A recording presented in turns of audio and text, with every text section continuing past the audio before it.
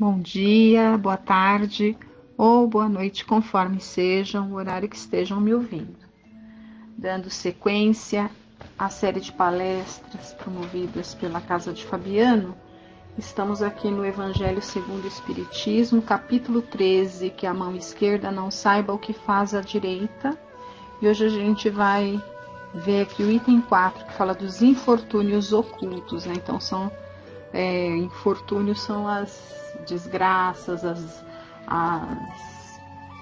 as provas, as expiações, as dificuldades, os sofrimentos, né? Que são as situações difíceis que atingem a todos nós, né? Mas se todos somos espíritos imperfeitos, que tem por habitat natural ainda um mundo de provas e expiações, significa que nós estamos sujeitos a passar por provas e expiações em algum momento ou em alguns momentos da nossa existência, né? Então, muitas dessas situações são situações que ganham até um certo destaque, né? Então, por exemplo, as provas coletivas, né? A gente tem visto algumas coisas aí, né, muito recente, no Brasil e fora também. Observando o mundo, a gente vê que sempre, né, a gente tem situações ali que envolvem grupos maiores ou até mesmo uma pessoa, né, dependendo do tipo da situação, da complexidade da situação, ganha um destaque aí pela mídia que gosta, né, ainda pela nossa condição, né, a gente ainda gosta de se alimentar de sofrimento e tudo mais, então naturalmente se dá mais destaque para notícias difíceis, notícias tristes, né, notícias de sofrimentos. Isso tem um grande destaque, é só a gente observar. Mas tem situações ao lado dessas, né, que não vêm à tona. Todos os sofrimentos de todas as pessoas aparecem no jornal, aparecem no noticiário, é divulgado ali na sociedade, né? Ou são calamidades assim, né? Enfim, que atrai os holofortes? Não, né? Aliás, nós devemos entender que acho que é bem mesmo uma minoria, né? A grande maior parte das dificuldades, das situações, dos sofrimentos das pessoas são situações que não vêm à tona. Muitas vezes, somente a própria pessoa que está ali muito próximo para ter noção, para ter ideia, para saber, né? E essa parte do Evangelho, ela vem estender a caridade, ela é um refinamento, digamos assim, da caridade, no sentido da caridade começar até mesmo a ir atrás, a tentar descobrir, a desconfiar que alguma coisa pode não estar bem e se prontificar e ajudar, né? Então a gente vai percebendo que o sentimento de caridade, o sentimento de amor, a gente tem a possibilidade de ir refinando ele, né, trabalhando para que ele se torne mais, como direi, maior, né, melhor, mais bem trabalhado. E quando a gente consegue ter esta sensibilidade de perceber esses infortúnios ocultos, essas dores que não são expostas, né, de perceber que alguma coisa pode não estar indo bem e se interessar em querer auxiliar, já é um sinal de que a gente está numa batalha ali, né, numa luta para querer refinar esse sentimento de caridade. Então a gente vai ler aqui esse texto do Evangelho que vai nos esclarecer muito mais a respeito disso. Olha, então, nas grandes calamidades, a caridade se agita. Estamos vendo, né, essa situação difícil aí aconteceu no litoral paulista, né? Todas as redes sociais aí, todo mundo muito mobilizado. Eu vi várias coisas aí, muitas campanhas mesmo, todo mundo se mobilizando, como tem que ser mesmo, né? É isso mesmo, olha. Então, nessas grandes calamidades, a caridade se agita e vence generosos impulsos para reparar os desastres. Mas, ao lado desses desastres gerais, há milhares, lembra, falamos que a grande maioria não vem à tona, né? Há milhares de desastres particulares que passam desapercebidos de pessoas que jazem no miserável catre sem se queixarem. São esses os infortúnios discretos e ocultos que a verdadeira generosidade ou verdadeira caridade sabe descobrir sem esperar que venham pedir assistência. Então, é o pulo do gato, tá aí. É a gente ter a sensibilidade de perceber que alguma coisa pode não estar bem, ir lá e se movimentar e tentar ajudar de alguma coisa, sem esperar que o pedido de assistência chegue, né? Que muitas vezes ele pode até não chegar, seja lá por qual motivo for, não interessa. O que interessa é que o infortúnio está acontecendo e se a gente se sensibiliza e percebe, temos a obrigação de auxiliar. Quem é aquela senhora de ar distinto, de trajes simples, mas bem cuidados, seguida de uma jovem que também se veste modestamente? Entra numa casa de aspecto miserável, onde sem dúvida é conhecida, pois à porta é saudada com respeito. Para onde vai? Sobe até a água furtada. Lá vive uma mãe de família, rodeada pelos filhos pequenos. À sua chegada, a alegria brilha naqueles rostos emagrecidos. É que ela vem acalmar todas as suas dores. Traz o necessário, acompanhado de suaves e consoladoras palavras, que fazem aceitar a ajuda sem constrangimentos. Então, aquela benfeitora que ali vai, ela vai de uma forma regular, né, como a gente pode perceber pela leitura, né, ela está habituada a ir ali, e vai de uma maneira tão natural que aqueles que são beneficiados não se sentem nem constrangidos, porque ela já é de casa, digamos assim, né? Sem constrangimentos. Então, não vai com superioridade, vai com caridade. Pois esses infortunados não são profissionais da mendicância. O pai se encontra no hospital e durante esse tempo a mãe não pode suprir as necessidades. Graças a ela, essas pobres crianças não sofrerão nem frio e nem fome. Então, graças a ela, essa benfeitora que vai, né? Irão à escola suficientemente agasalhadas e no seio da mãe não faltará o leite para os menorzinhos. Se uma entre elas adoece, não lhe repugnará prestar-lhe os cuidados materiais. Dali seguirá para o hospital, levar ao pai algum consolo e tranquilizá-lo quanto à sorte da família. Na esquina, uma carruagem à espera, verdadeiro depósito de tudo o que vai levar aos seus protegidos, que visita sucessivamente. Não lhes pergunta pela crença nem pelas opiniões, porque para ela todos são homens, todos os homens são irmãos e filhos de Deus. Finda a visita, ela diz a si mesma: comecei bem o meu dia. Qual é o seu nome? Onde mora? Ninguém o sabe. Para os infelizes tem um nome que não revela a ninguém, mas é o anjo da consolação. E à noite um concerto de bênçãos se eleva por ela ao Criador. Católicos, judeus, protestantes, todos a bendizem. Por que se veste tão simplesmente? Para não ferir a miséria com seu luxo. Por que se faz acompanhar da filha adolescente? Para lhe ensinar como se deve praticar a beneficência.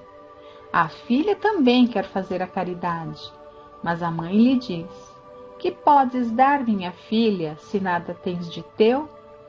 Se te entrego alguma coisa para dares aos outros, que mérito terás? Serei eu, na verdade, quem farei a caridade, e tu terás o mérito? Isso não é justo. Quando formos visitar os doentes, ajudar-me-ás a cuidar deles, pois dar-lhes cuidados é dar alguma coisa. Isso não te parece suficiente? Nada mais simples. Aprende a fazer costuras úteis e assim confeccionarás roupinhas para essas crianças, podendo dar-lhes alguma coisa de ti mesma. É assim que esta mãe verdadeiramente cristã vai formando sua filha na prática das virtudes ensinadas pelo Cristo. É espírita? Que importa?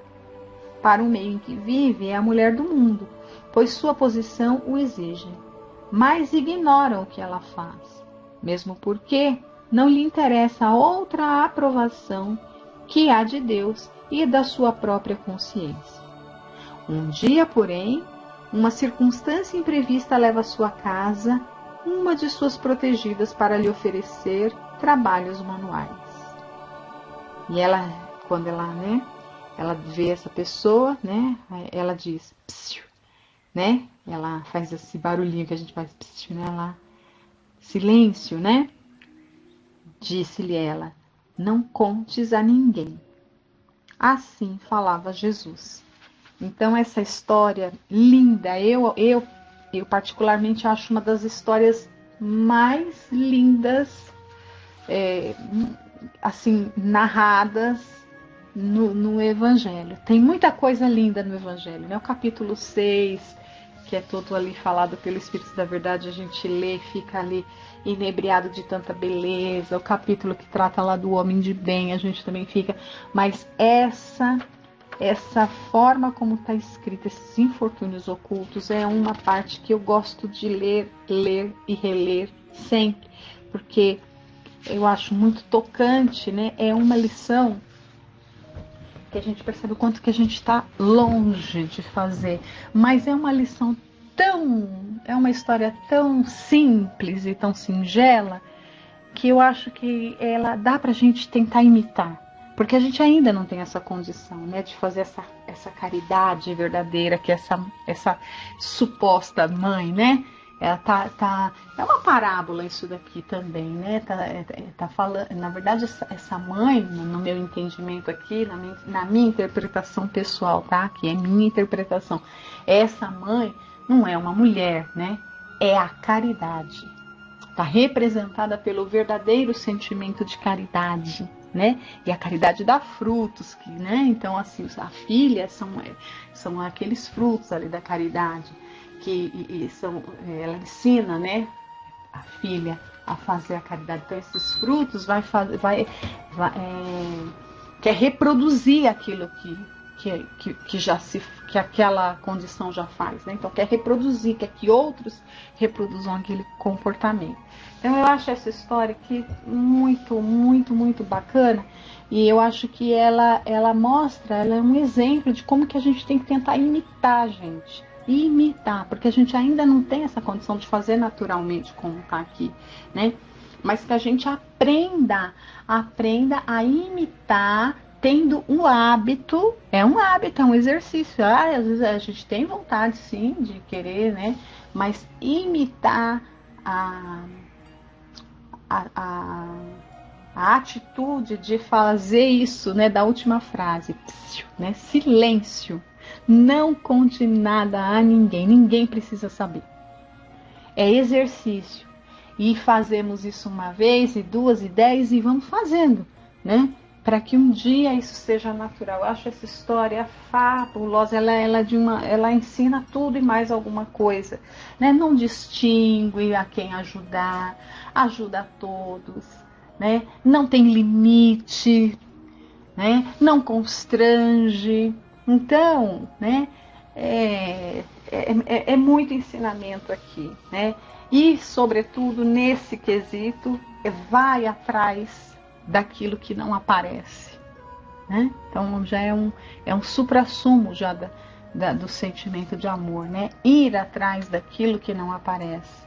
Sabe que é um indício de sofrimento, vai atrás e faz tudo da forma como a gente viu aqui, Então, eu acho essa história deste capítulo 13 do Evangelho segundo o Espiritismo, que a mão esquerda não saiba o que faz a direita, é uma lição de desprendimento, de sentimento de vaidade, no sentido de querer reconhecimento, né? Não precisamos, a aprovação que a gente precisa é a aprovação duas. Foi dito aqui também no texto. Primeiro, de Deus. Segundo, da nossa própria consciência. A gente tem que fazer o que é certo, porque é certo. Porque a nossa consciência não admite fazer o contrário. E enquanto a gente não tem essa consciência, evidentemente que quantos equívocos que a gente comete, porque a gente ainda não expandiu a nossa consciência, mas a partir do momento que a nossa consciência se amplia e percebe, a gente não pode violar a nossa consciência, né? Mesmo quando as nossas tendências inferiores tentem nos arrastar para isso, a gente tem que se esforçar para tentar fazer diferente. Então a nossa tendência inferior nos arrasta a querer dar publicidade para o que a gente faz, né?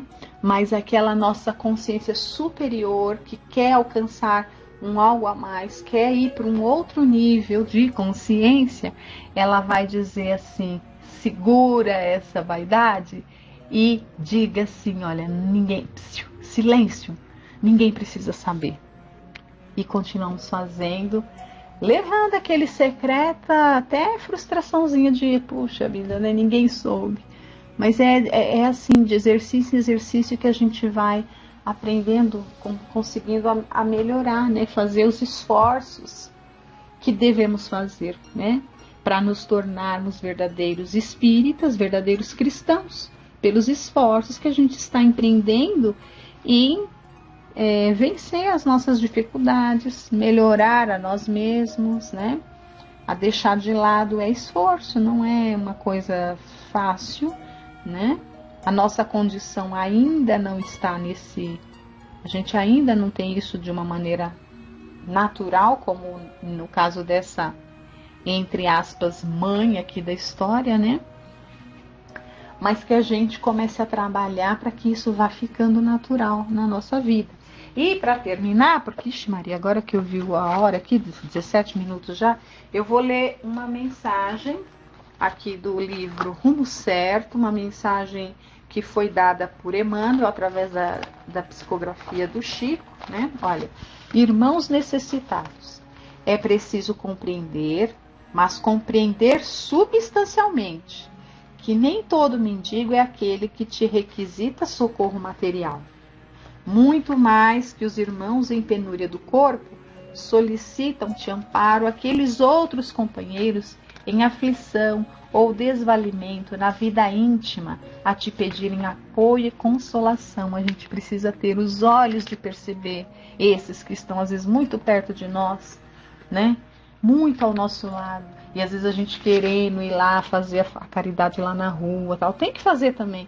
Mas vamos olhar para o que está aqui do lado e enxergar essas dores ocultas, né, que estão perto de nós. Muita vez alcançam-te a esfera pessoal, expectantes ou irritadiços, ansiosos ou arrogantes, qual se de coisa alguma necessitassem. Entretanto, é preciso estender-lhes o verbo amigo para que se habilitem à paz e ao refazimento. Acolhe-os, pois, no clima da própria alma e dá-lhes do que puderes em fraternidade e ternura para que se restaurem. Justo entender que, de maneira geral, quantos nos rogam orientação e conselho no imo de si mesmos já sabem, à saciedade, o que lhes compete fazer. Se cansados, não desconhecem que a fadiga não se lhes extinguirá num toque de mágica. Se enfermos, estão cientes de que precisarão de remédio. Se desiludidos, conhecem as farpas de angústia que lhe atormentam o coração. Farpas essas que é imperioso retirar e esquecer. Se carregam remorso, não ignoram que a dor da culpa não se lhes desaparecerá da consciência lesada, assim como por encanto. O que semelhantes irmãos necessitados esperam de nós, quase sempre, é um tanto mais de força, a fim de que possam seguir adiante. Compadece-te de quantos te procurem, mergulhados em dúvida ou desespero. Eles não aguardam de nós um milagre cuja existência não admitem. Procuram simplesmente a caridade de uma palavra compreensiva ou um gesto de paz que lhe propicie renovação e bom ânimo. Em suma, aspiram tão somente a saber que não se encontram sozinhos e que Deus, por intermédio de alguém, não lhes terá esquecido as necessidades do coração. Né? E assim termina, e a gente pensa sempre, né, nessa última frase, né? Deus, por intermédio de alguém, não lhes terá esquecido as necessidades do coração. E aqui ele está falando muito assim da nossa atitude caridosa, não no sentido da ajuda material, mas muitas vezes aqui nesse caso específico dessa lição, enxergar a pessoa e compreender, ter paciência, né, e tudo mais. E nessa última frase, quando diz que Deus não terá esquecido as necessidades do coração, a gente sempre vai pensar, né? Deus fala com os homens através dos próprios homens. Então, que nós possamos ser o veículo de Deus para falar com alguém, para tratar com alguém, para ajudar alguém, né? Para olhar para alguém, para ouvir alguém. Enfim, qualquer um dos nossas potencialidades aí colocadas em favor de outrem, né, como instrumentos de Deus. Então, assim me despeço. Fiquem todos com Deus, tenham uma boa semana e que possamos estar reunidos aí na próxima semana.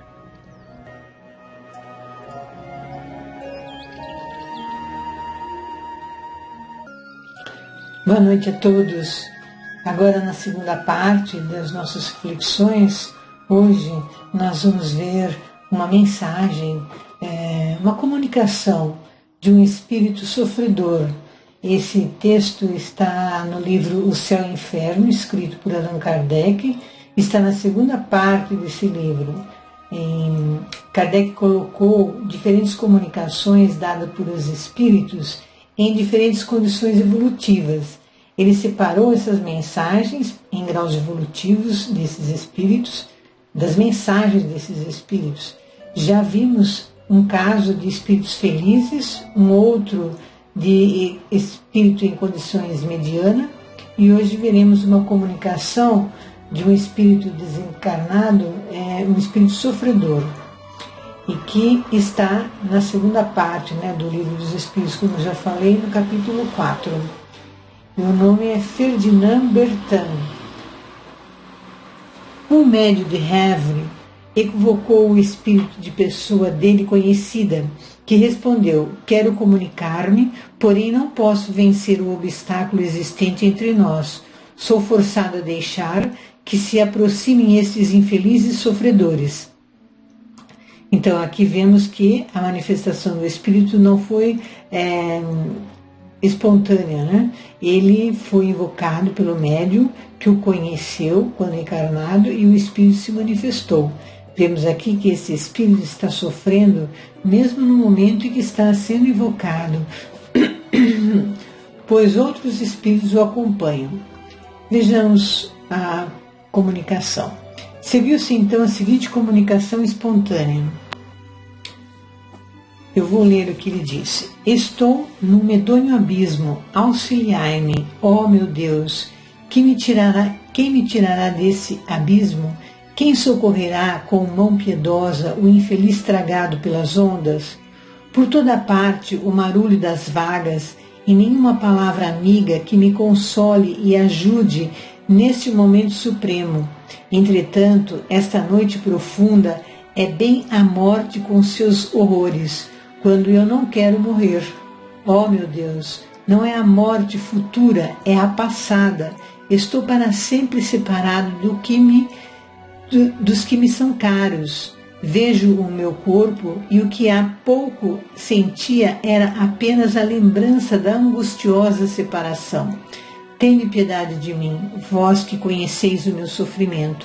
Orai por mim, pois não quero mais sentir as lacerações da agonia, como tem acontecido desde a noite fatal. É essa, no entanto, a punição, bem a precinto, Conjuro-vos a orar, ó, o mar, o frio, vou ser tragado pelas ondas, socorro, tende piedade, não me repelais. Nós nos salvaremos os dois sobre esta tábua. Ó, afogo-me, as vagas vão tragar-me, sem que os meus restos o console, de me tornarem a ver. Mas não, que vejo, meu corpo balouçando pelas águas. As preces de minha mãe serão ouvidas. Pobre mãe, se ela pudesse supor seu filho tão miserável como realmente o é, de certo pediria mais. Acredita, porém, que a morte santificou o passado e chora-me como um mártir e não como um infeliz castigado. Ó, vós que o sabeis, sereis implacáveis? Não, certo intercedereis por mim. E ele assina François Bertin. Desconhecido inteiramente esse nome, não sugeria sequer a memória do médium uma vaga lembrança, pelo que supôs fosse de algum desgraçado náufrago que se lhe viesse manifestar espontaneamente, como sucedia várias vezes. Mais tarde soube ser efetivamente o nome de uma das vítimas da grande catástrofe marítima ocorrida nessas paragens, no dia 2 de dezembro de 1863. A comunicação foi dada a 8 do mesmo mês, 6 dias, portanto, depois do sinistro. O indivíduo perecera fazendo tentativas inauditas para salvar a equipagem e no momento em que se julgava ao abrigo da morte. Não tendo qualquer parentesco com o médium, nem mesmo conhecimento, porque se teria manifestado a este em vez de o fazer a qualquer membro da família? É que os espíritos não encontram em todas as pessoas as condições fluídicas imprescindíveis à manifestação. Este, na perturbação em que estava, nem mesmo tinha a liberdade da escolha, sendo conduzido instintivamente e atrativamente para este médium, dotado, ao que parece, de aptidão especial para as comunicações deste gênero. Também é de supor que pressentisse uma simpatia particular, como outros a encontraram em idênticas circunstâncias. A família, estranha ao espiritismo, talvez infensa mesmo a esta crença, não teria acolhido a manifestação como esse médium. Posto que a morte remontasse a alguns dias, o espírito lhe experimentava ainda todas as angústias. Evidente, portanto, que não tinha consciência da situação. Acreditava-se vivo, lutando com as ondas, mas ao mesmo tempo se referindo ao corpo como se dele estivesse separado. Grita por socorro, diz que não quer morrer e fala logo após da causa da sua morte, reconhecendo nela um castigo. Toda essa incoerência denota a confusão das ideias, fato comum em quase todas as mortes violentas. 2 meses mais tarde, a 2 de fevereiro de 1864, o espírito de novo se comunicou espontaneamente pelo mesmo médium, dizendo-lhe o seguinte. Agora eu vou ler o que o espírito disse. A piedade que tivestes dos meus tão horríveis sofrimentos aliviou-me.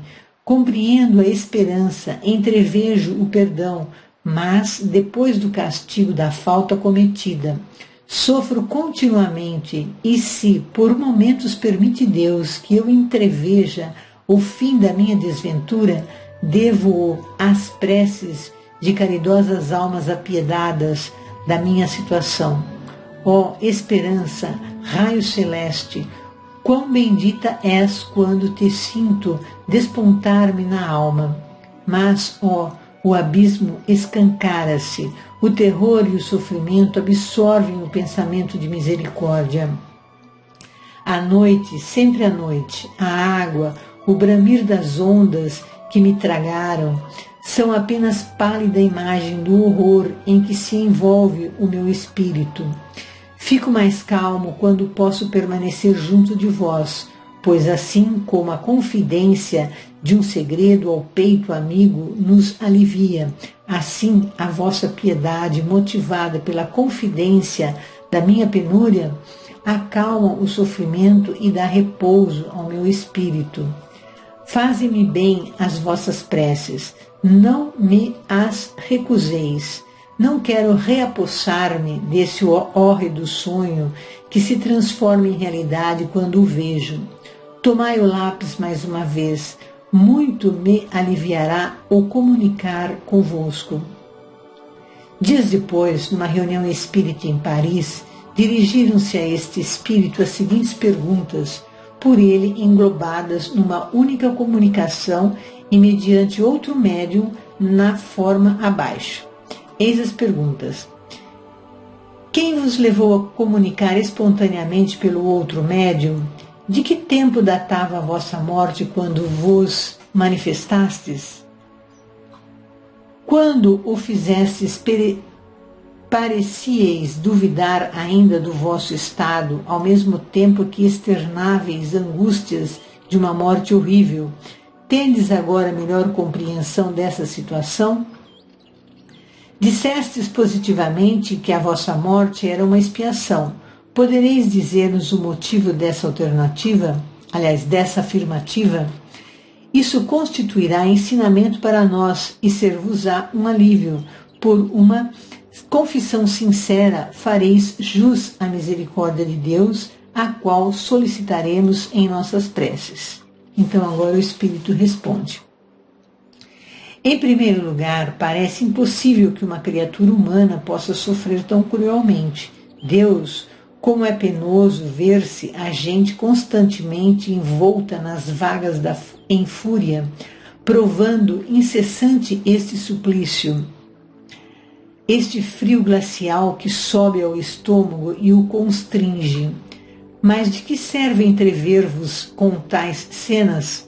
Não devo eu começar por obedecer às leis da gratidão, agradecendo a vós todos que vos interessastes pelos meus tormentos? Perguntastes se me manifestei muito tempo depois da morte? Não posso responder facilmente. Refletindo, avaliareis em que situação horrível estou ainda. Penso que para junto do médium fui trazido por força estranha à minha vontade e, coisa inexplicável, servia-me do seu braço com a mesma facilidade com que me sirvo neste momento do vosso persuadido. Vou repetir. Servia-me do seu braço com a mesma facilidade com que me sirvo neste momento do vosso, persuadido de que ele me pertencesse. Agora experimento mesmo um grande prazer, como que um alívio particular ei-lo que vai cessar. Mas, meu Deus, terei forças para manter a confissão que me cumpre? Depois de ser muito encorajado, o Espírito ajuntou: eu era muito culpado, e o que mais me tortura é ter sido eu era muito culpado, e o que mais me tortura é ser tido por mártir, quando em verdade eu não fui. Na precedente existência, eu mandara ensacar várias vítimas e atirá-las ao mar. Orai por mim. Comentário de São Luís sobre a comunicação. Agora eu vou ler esse comentário de São Luís. Esta confissão trará grande alívio ao espírito, que efetivamente foi bem culpado. Honrosa, porém, foi a existência que vem de deixar. Era amado e estimado de seus chefes. Essa circunstância era o fruto do seu arrependimento e das boas resoluções que tomou antes de voltar à terra, onde, tanto quanto fora cruel, desejara ser humano. O devotamento que demonstrou era uma reparação, sendo-lhe, porém, preciso resgatar as passadas faltas por uma expiação final, a da morte que teve. Ele mesmo quis purificar-se pelo sofrimento das torturas que a outros infligira, e reparai que uma ideia o persegue, o pesar de ser tido como mártir. Será tomada em consideração essa humildade. Enfim, ele deixou o caminho da expiação, espíritos sofredores, para entrar no da reabilitação, no qual, por vossas preces, podereis sustentá-lo, fazendo que o trilhe a passo mais firme e resoluto. Uma nota que tem sobre essa mensagem. Tanto na primeira edição francesa quanto na quarta, o espírito é identificado como Ferdinand Bertin no início da comunicação e ao final ele assina como François Bertin. Então esse espírito foi sofredor porque ele, em outra encarnação, fez com que várias pessoas tenham sido presas dentro de um saco e atiradas na água do mar ou de um rio para morrerem afogados. E quem o praticou foi esse espírito. Foi uma falta grave, mas, depois do seu desencarne, ele toma ciência dos seus atos e vem com a prova de desencarnar do mesmo modo que fez outros desencarnarem, ou seja, veio com a prova de desencarnar afogado. O remorso fez com que ele escolhesse essa prova para sentir em si a dificuldade que causou a outros. Geralmente é isso mesmo que costuma ocorrer. Passamos pelas provas que provocamos a outros. Por isso o ditado, não façais aos outros o que não queres para si mesmo. Em Marcos, no capítulo 4, versículo 24, está escrito: prestai atenção no que ouvis. Com a mesma medida com que medirdes, também vós sereis medidos, e vos será dado ainda mais. Com a medida que medirdes, vos medirão a vós. Temos também um ditado popular: quem lança a mão da espada... esse é o ditado popular, com a medida que medirdes, vos medirão a vós. Mas também em Mateus nós temos... Mateus capítulo 26, versículo 52. Quem lança a mão da espada, pela espada perecerá. Então isso acontece com todos que erram, né? Acabam pedindo a prova que provocaram no outro. Não foi somente para esse marinheiro que acontece assim, né? Para todos, né? Cada um tem as provas correspondentes aos seus atos, porque nós temos que aprender, né, a sentir a dor do outro. Né? Nós fazemos para o outro, mas não sabemos o que ele passa. Né? Então, nós temos, né, que passar pelas provas e com isso sentir na pele, né, na alma da gente, na verdade, né, o que o outro é o que fizemos para o outro, e assim vamos parar de querer fazer o mesmo, né, para outras pessoas.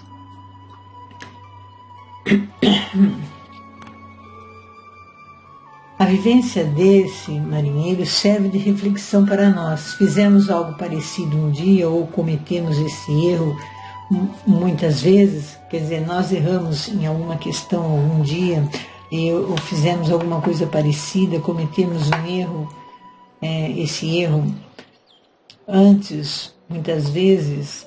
Como fazer para não criar dificuldades para nós mesmos? É a reforma íntima que estamos aqui neste mundo, para realizarmos esse bem em nós mesmos e para nós mesmos, ou seja, fazemos o bem aos outros para que nós nos transformemos num homem de bem, um ser que merece ser chamado de Filho de Deus.